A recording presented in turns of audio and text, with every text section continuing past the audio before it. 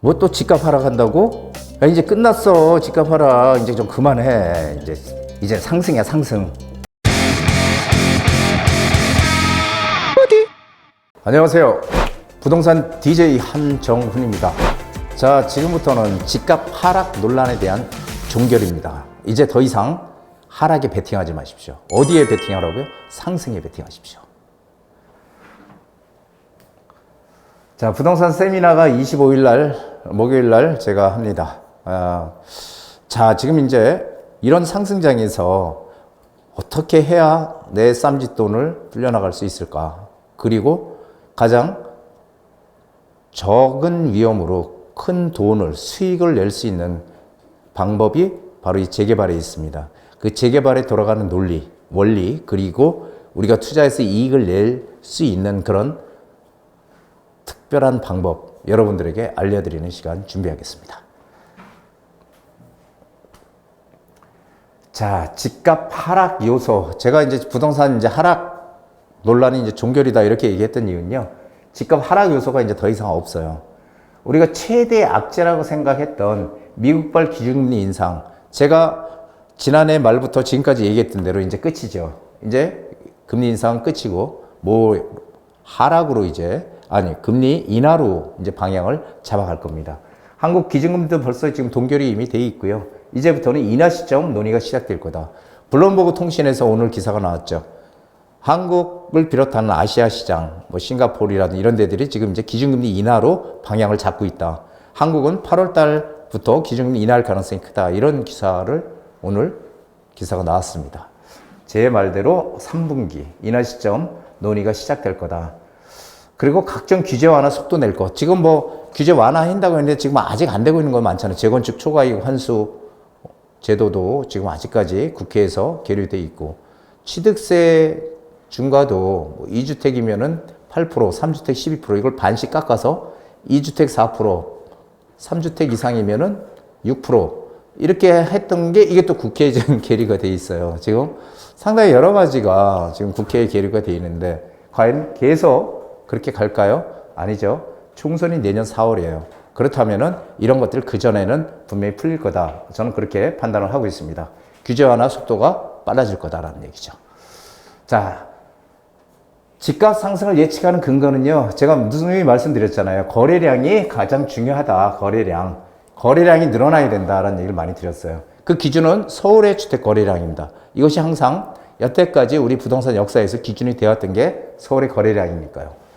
자, 서울의 거래량이 한번 보세요. 지난해 3월, 4월, 5월까지는 1732 이렇게 가다가 5월까지는 1732 이렇게 가다가 그렇죠? 지금 1066 이렇게 지금 내려오고 있죠. 계속 지금 내려오고 있어요. 1066 이렇게 계속 내려와서 600대로 떨어졌다가 715로 올랐다가 9월 달에 608, 10월 달이 최고 바닥이었네요. 558.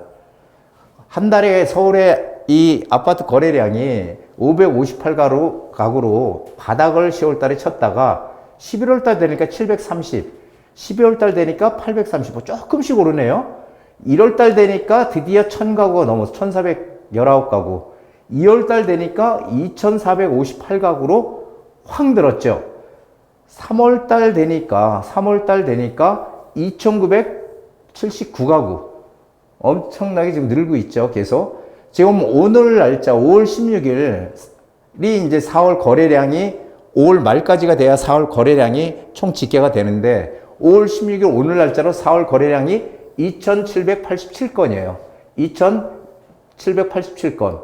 자, 4월 거래량은요. 3000건을 드디어 넘어갈 것 같습니다. 지금 사실 4월달 이럴 땐 비수기잖아요. 그런데도 거래량은 계속 늘어나고 있어요. 거래량이 계속 늘어난다는 의미는 매매가도 계속 올라간다는 의미와 똑같다는 거죠. 거래량이 늘어난다는 것은 매매가의 전조 현상이다. 이렇게 얘기를 하니까요. 자, 전세 거래량 한번 보자고요. 전세 거래량. 전세 거래량도 지난해 3월 막 12,000, 11,000, 만이 넘다가 11월 달이 되니까, 여기 11월 달이에요. 9,498가구. 만 밑으로 떨어졌다가 지금 다시 이렇게 상승하고 있죠. 그래서 3월 달 거래량이 14,930가구예요. 14,930가구. 3월 거래량이. 3월 달이 12,779가구였는데 그걸 넘어섰죠. 지금 현재 오늘 5월 16일 날짜로 4월 거래량, 이것도 5월 말이 돼야 총 집계가 되지만 현재 11,025건, 11,025건이에요. 5월 거래량. 이게 5월 거래량 보면은, 자, 이렇게 지금 거래량이 지금 급격하게 늘어나고 있다는 거예요. 전세 거래량도. 전세 거래량이 늘어난다는 의미는 뭐예요? 전세 거래량이 늘어나면은, 물론 저가이기 때문에 가격이, 전세가가 많이 빠졌기 때문에 사람들이 들어오죠. 들어오면은 낮은 전세 거래량이 점점 올라가는 거예요. 이게 매매가가, 전세가도. 그래서 전세 거래량이 늘어나서 완연한 회복세로 지금 가고 있다라는 얘기를 드리는 겁니다. 자, 또 하나는 뭐냐면은, 이 미분양이 지금 계속 늘어난다고 난리였었잖아요. 매월 10,000가구 이상 늘어난다. 매월 10,000가구 이상 늘어났다. 그리고 실제로 10,000가구 이상 늘었어요. 그런데 2월달 기준으로 해서요. 3월달 기준으로 해서,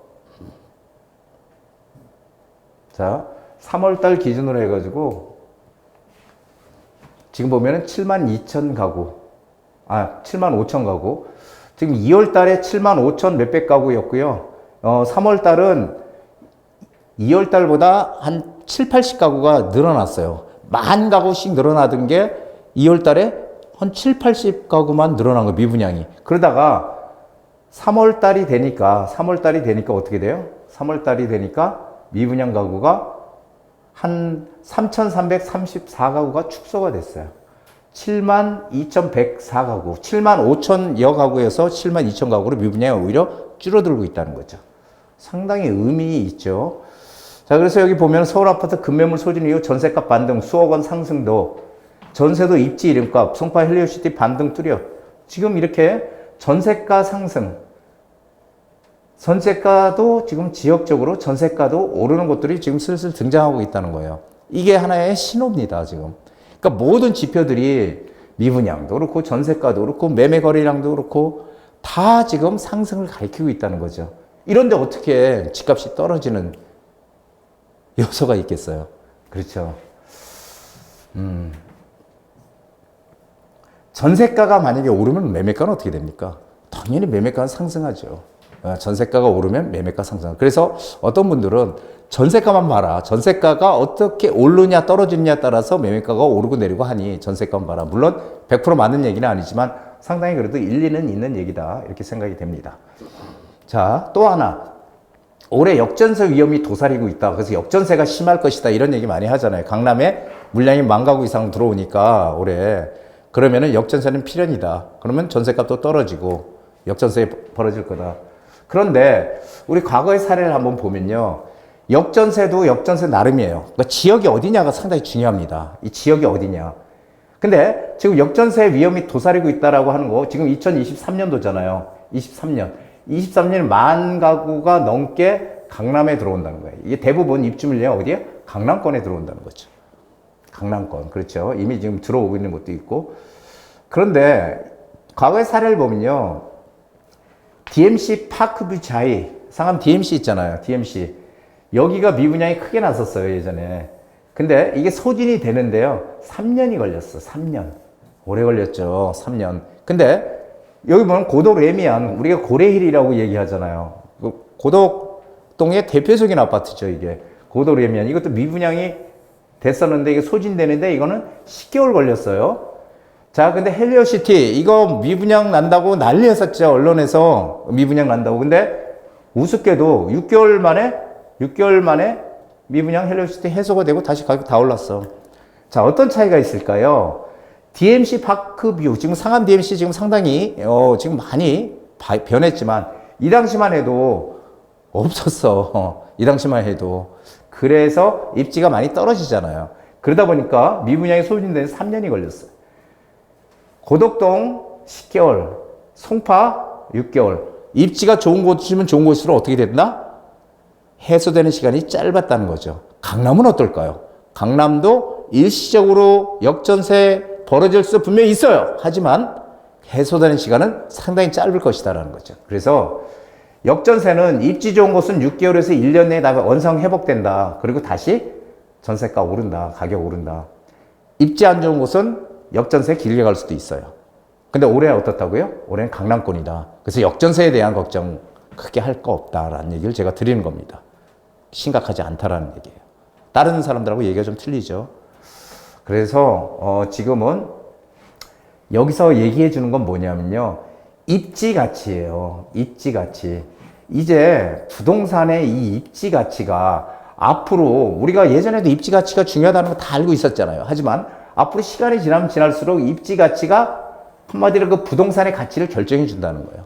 입지 가치에 따라서 역전세도 생기고 미분양도 생기고 입지 좋은 데는 역전세 생겨도 빨리 회복되고 미분양 안 생기고 이런 일들이 벌어지는 거죠. 그래서 이제는 양극화가 심해진다라는 거 여기서도 우리가 또 한 번 교훈을 얻을 수 있겠죠.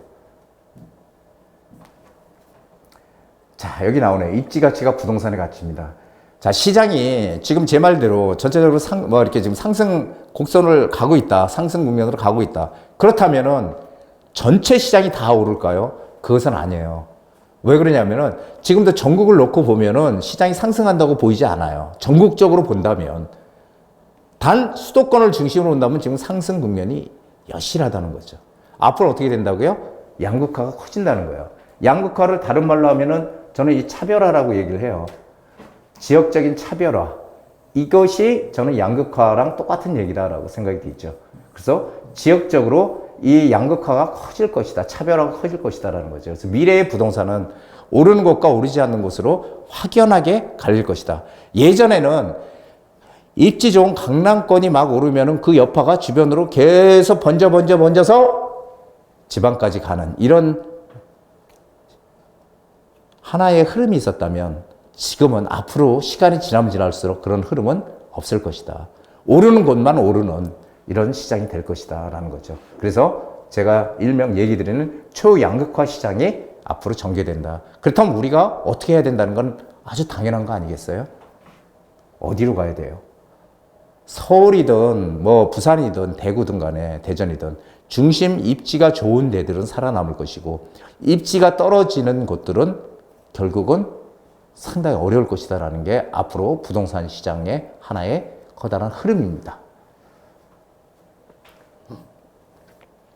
자, 투자는 나를 위한 것입니다. 투자는 남을 의식할 거 하나도 없어요. 나를 위한 거예요. 부동산은 불로소득이야. 불로소득이라서 부동산 투자는 투기꾼들의 노름판이다.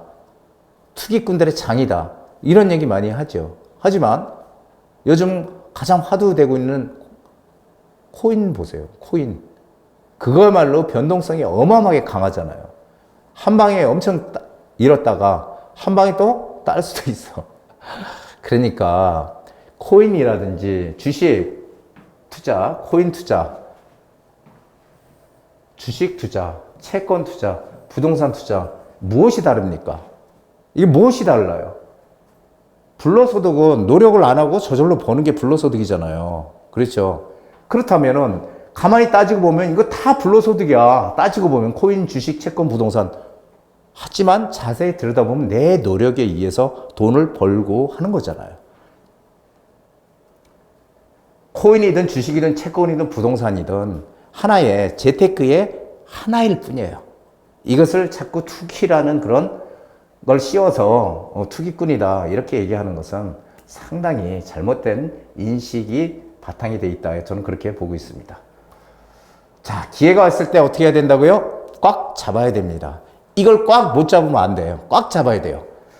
정부 정책과 반대로 가면 절대 안 돼요. 정부 정책은 우측으로 가라고 얘기하는데 좌측으로 가면 안 되잖아요. 지금 하나의 흐름이 뭐예요? 재개발, 재건축이잖아.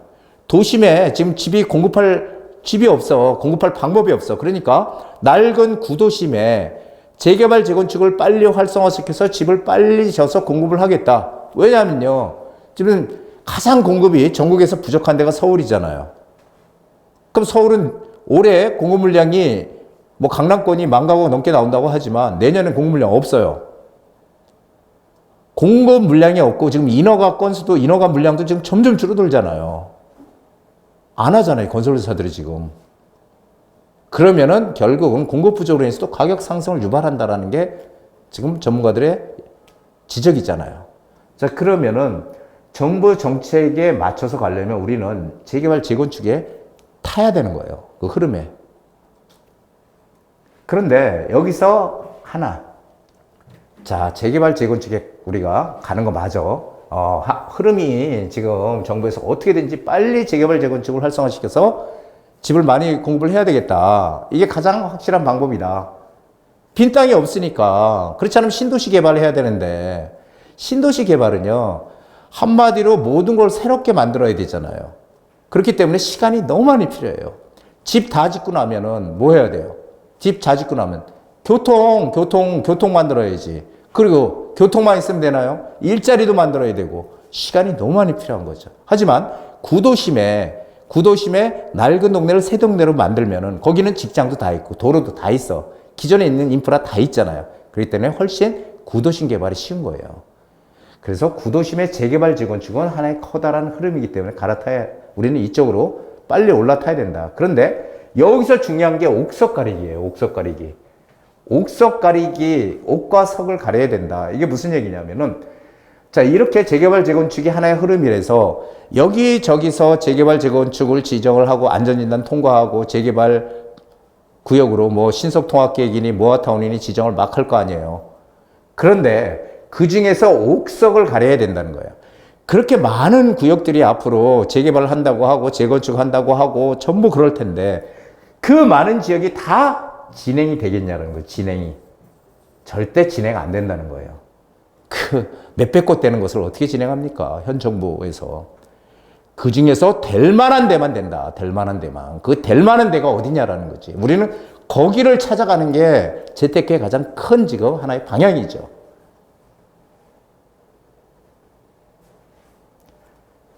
또 하나, 재테크를 하는데 가장 중요한 것 중에 하나는 긍정 마인드입니다. 부정적인 마인드 가진 사람들은 절대 재테크에서 돈을 못 벌어요. 긍정적인 마인드를 가지는 사람들이 돈을 벌 수가 있어요. 제가 여태까지 경험을 해보니까 그렇다고요. 정말이에요. 저도 예전에 상당히 강남의 집값이 왜 비싸야 되는지 이해를 못했던 대표적인 사람 중에 하나예요. 강북은 왜 이렇게 싸고 강남은 왜 이렇게 비싸? 강남은 떨어지고 강북이 올라야 된다. 이런 논리를 제가 부동산 잘 모를 때 주장을 했던 대표적인 사람이에요. 하지만 마인드를 긍정적으로 갖게 되면 어떻게 돼요? 모든 게 잘 풀려요. 그리고 마음도 좀 더 넓어지고요. 포용력도 생겨요. 이것은 재테크뿐이 아니라 우리가 살아가는데 정말 필요한 거 아닐까요? 그래서 긍정의 마인드, 내 미래를 바꿉니다. 여러분 꼭 긍정의 마인드를 가지시기 바랍니다. 자, 오늘 여기까지고요. 오늘의 헨리 데이빗 소로우, 작가죠. 유명 작가입니다. 성공은 대개 그를 좇을 겨를도 없이 바쁜 사람에게 온다. 자, 우리 현대인들 무지하게 바쁘게 살잖아요. 하지만 정말 바쁘게 사는 사람들한테 기회가 오는 거예요. 이것저것 자기가 일을 찾아서 하고 가만히 나태하게 있는 것보다 일을 찾아서 정말 바쁘게 하는 사람들이 성공의 열매를, 과실을 따는 거죠.